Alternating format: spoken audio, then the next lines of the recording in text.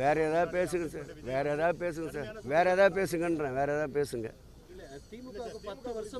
வேற ஏதாவது கேளுங்கன்றேன், வேற ஏதாவது பேசுங்கன்றேன், வேற ஏதாவது பேசுங்க, ஆக்கப்பூர்வமாக எதுனா பேசுங்க சார். தமிழ்நாட்டில் எதிர்கட்சி அரசியல் ஆளுங்கட்சிக்கு எதிர்கட்சியாக இருக்க அரசியலை பற்றி பேசுங்க.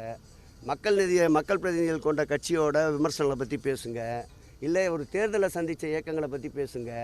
எதுவுமே இல்லாத போகிற போக்கில் ஏதாவது சொல்லிட்டு போனால் அதுக்கெல்லாமல் நின்று பதில் சொல்ல முடியும் அமைச்சர்கள். வேறு ஏதாவது கேளுங்க. பார்த்தீங்க எவ்வளோ வரவேற்பு இருக்குதானே இதுக்கு.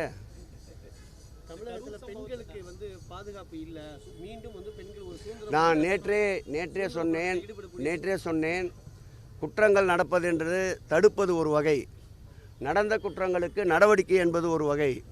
தடுக்கின்ற முயற்சியிலும் இந்த ஆட்சி தீவிரமாக ஈடுபட்டு கொண்டிருக்கிறது. நடந்த குற்றத்திற்கு 24 மணி நேரத்தில் சம்பந்தப்பட்ட 3 குற்றவாளிகளை தப்பி ஓட முயற்சித்தவர்களை துப்பாக்கி ரவைகளால் சுட்டுப்பிடித்து அவர்கள் நீதிமன்றத்தில் ஆஜர்படுத்தி மாண்புமிகு தமிழக முதல்வர் அவர்கள் 1 மாதத்தில் அதற்குண்டான சார்ஜ் ஷீட்டை பதிவு செய்து வழக்கை விரைவாக முடித்து தண்டனை பெற்றுத்தர வேண்டும் என்று சொல்லுகின்ற ஆட்சி சட்டத்தின் ஆட்சி இந்த ஆட்சி.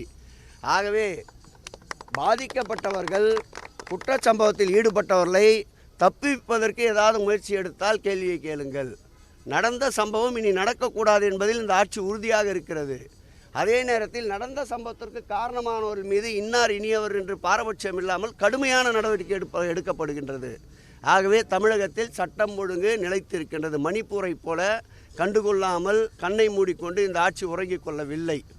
இல்லாத ஊருக்கு இழுப்பம்பூ சக்கரை என்று ஒரு பழமொழி உண்டு.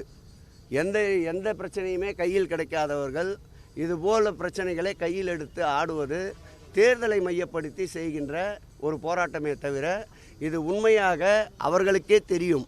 நடந்த சம்பவத்திற்கு உன்னுடைய நடவடிக்கை எடுக்கப்பட்டிருக்கின்றது. அரசியலுக்காக போடுகின்ற வேடம், அதை பெரிதாக எடுத்துக்கொள்ள வேண்டாம்.